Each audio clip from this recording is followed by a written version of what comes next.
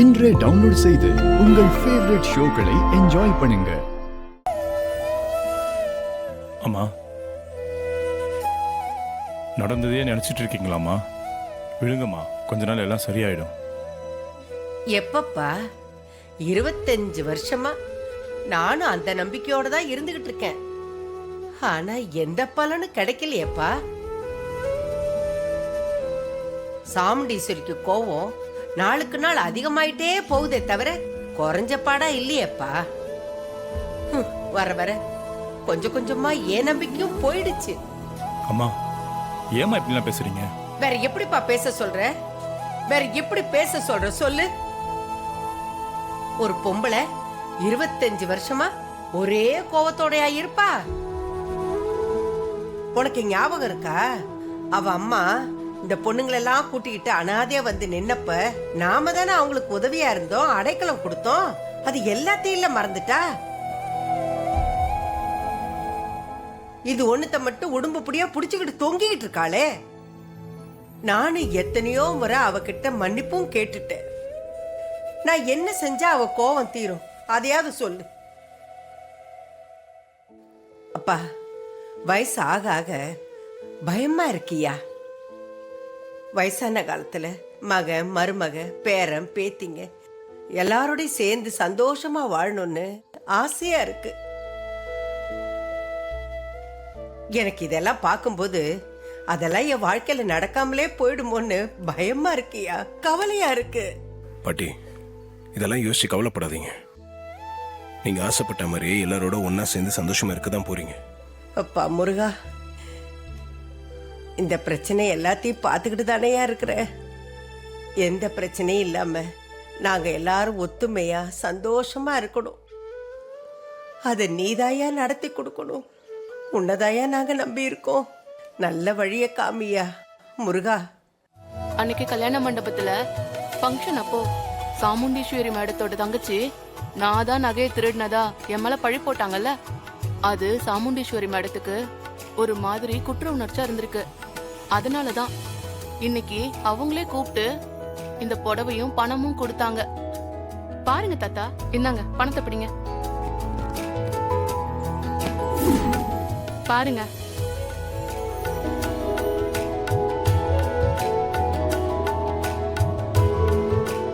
நல்லா இருக்கா? நல்லா இருக்குமா.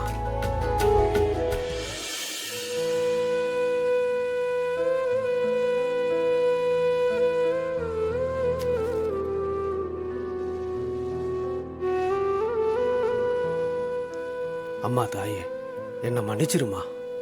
அந்த 2 குடும்பமும் இன்னைக்கு பிரிஞ்சு இருக்கிறதுக்கு நான் தான் காரணம். அந்த போஸ்ட்மார்ட்டம் ரிப்போர்ட்டை மட்டும் நான் மறைக்காம இருந்திருந்தா அந்த 2 குடும்பத்துக்குள்ள இவ்வளோ பகை வந்திருக்காது. நான் காசுக்கு ஆசைப்பட்டு அந்த பாவத்தை நான் செஞ்சிட்டேன். ஒரு தீராத பழிய அந்த ராஜா சேதுபதி ஐயாவும் அவரோட குடும்பமும் இன்னைக்கு வரைக்கும் சுமந்துக்கிட்டு இருக்காங்க. இப்ப மனசு மாறி அந்த உண்மையை சொல்லலான்னு பார்த்தா அந்த சிவனாட்டையும் அந்த முத்துவேலும் என்னையும் என் குடும்பத்தையும் உயிரோட விட்டு வைக்க மாட்டேன்னு மிரட்டுறாங்க. ஒரு பாவமும் அறியாத அந்த ராஜா சேதுபதி குடும்பம் என்னால கஷ்டத்தை அனுபவிக்கிறாங்க. அது என் மனசாட்சியை உறுத்திக்கிட்டே இருக்குது. நிம்மதியா தூங்க கூட முடியலம்மா. நீதாம்மா இதுக்கு நல்ல முடிவா சொல்லணும்.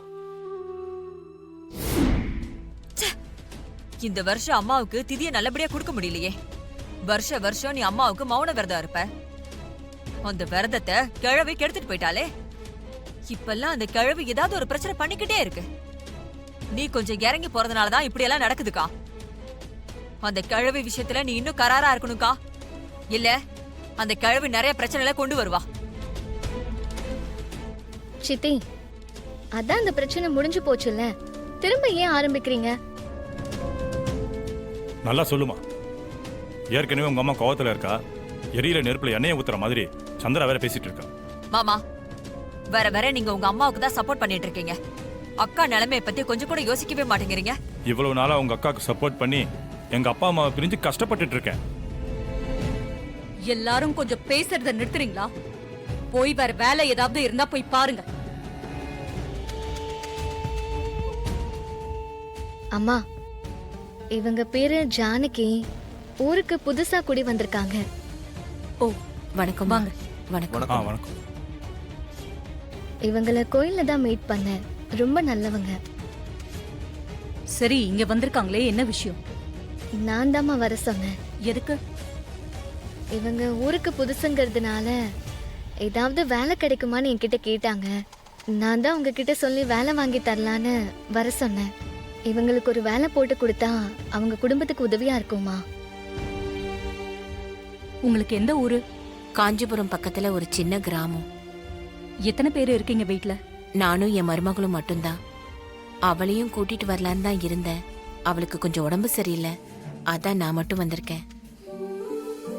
என் பையன் வெளிநாட்டுல வேலை பார்த்துட்டு இருக்கான். என் வீட்டுக்காரரு இறந்துட்டாரு. எங்களுக்கு வேலை கிடைச்சா குடும்பத்தை நடத்த உதவியா இருக்கும்னு உங்க பொண்ணுகிட்ட சொன்னேன். அவங்க தான் இங்க வர சொன்னாங்க. ஏதாவது வேலை போட்டு கொடுங்கம்மா. சரி இருங்க, நான் உங்களுக்கு வேலைக்கு ஏற்பாடு பண்றேன். மயில் மாப்பிள்ள, அத்த ராஜா மாப்பிள்ள எங்க? சகல வெளியே போயிருக்கார்த்த. அப்படியா? அவருக்கு போனை போட்டு எங்க இருக்காருன்னு கேளுங்க. சரிங்க அத்த. செங்கல் சூளையில இவங்களுக்கு ஒரு நல்ல வேலையா போட்டு கொடுத்துடலாம். ரொம்ப சந்தோஷமா. வேலை கிடைக்குமோ கிடைக்காதோன்ற பதட்டத்திலே வந்தேன்.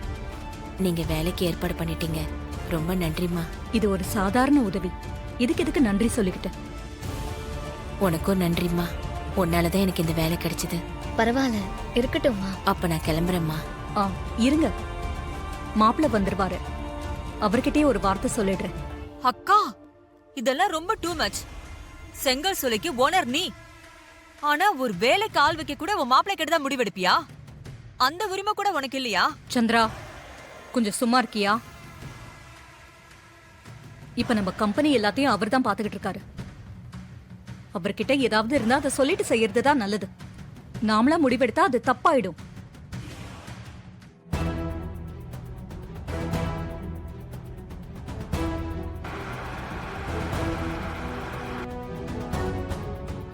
என்ன மாப்பிள்ளை இன்னும் காணும்? அத்த சகல வந்துட்டு இருக்கிறதா சொன்னாரு. என்னன்னு தெரியலத்த, இன்னும் வரல. அம்மா, மாப்பிள்ளை வரத்துக்கு லேட் ஆகும் போல தெரியுது. நீங்க வேணா கிளம்புங்க, நான் மாப்பிள்ளை கிட்ட சொல்லிக்கிறேன். சரிங்கம்மா. அப்ப நான் கிளம்புறேன்.